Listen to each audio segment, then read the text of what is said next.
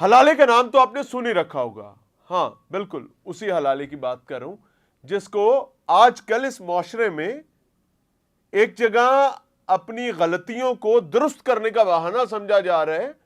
در حقیقت وہ خواتین کا استحصال ہے جس قسم کی کہانی. اب ہوا کیا ہے؟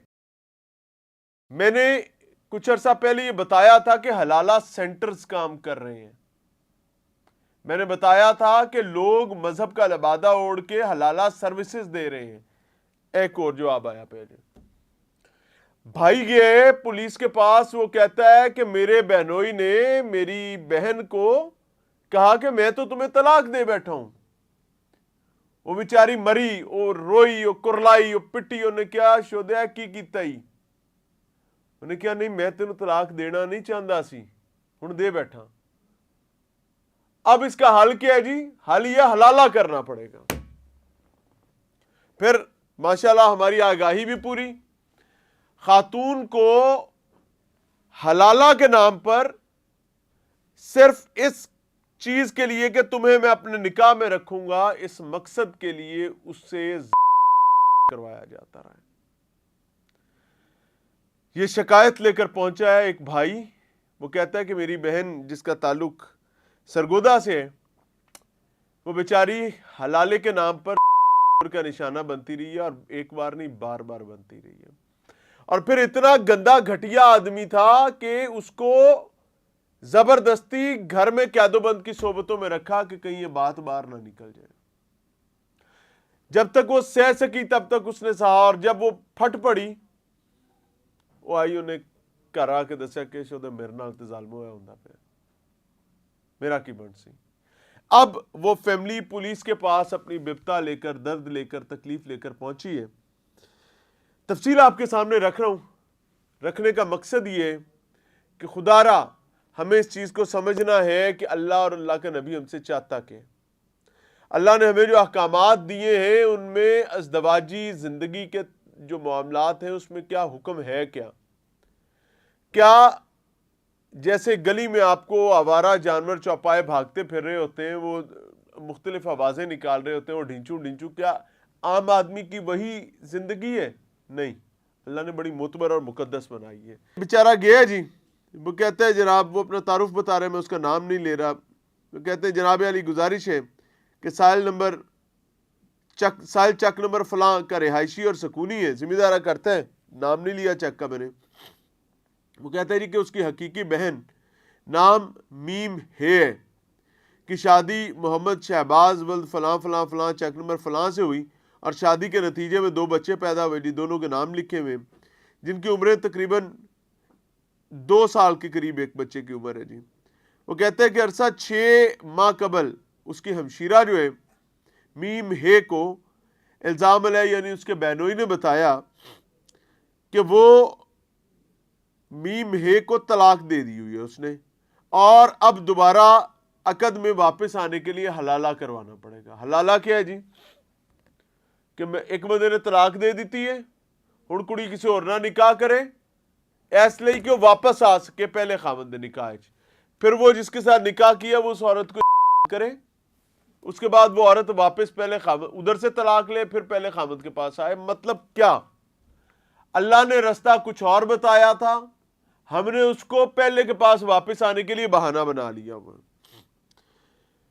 وہ کہتے ہیں جی کہ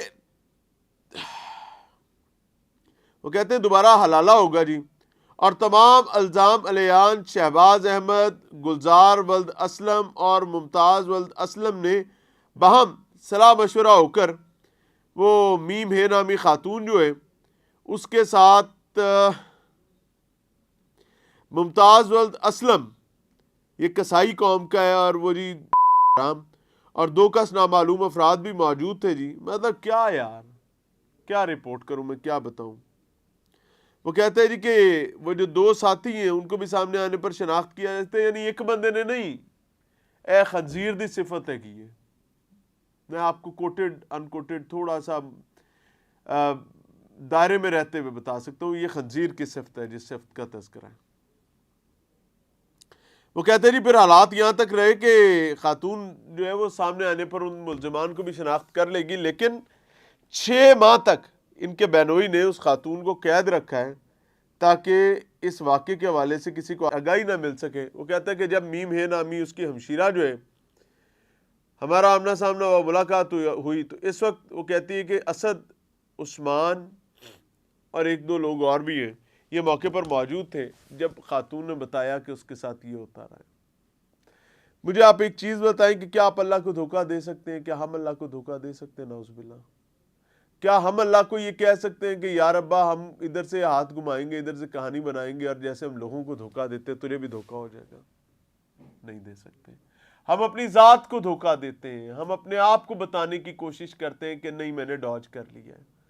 رب دھوکہ نہیں کھاتا، رب دھوکہ کھا سکتا ہی نہیں ہے.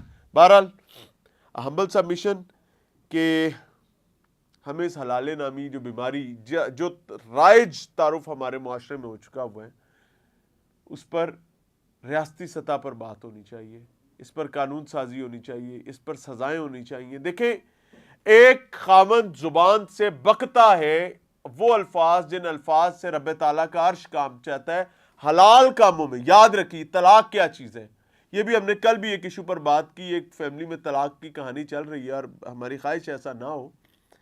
حلال کاموں میں سب سے زیادہ بھاری اور بوجھل کام اور اللہ کا ناپسندیدہ کام، دوبارہ کہہ رہا ہوں، حلال کاموں میں سے اللہ کا سب سے ناپسندیدہ کام، ناگوار کام جو ہے وہ یہ طلاق ہے. اس سے رب کا عرش لرزتا ہے. کڈا کوئی پیڑا کام ہوگا تسی آپ سوچو.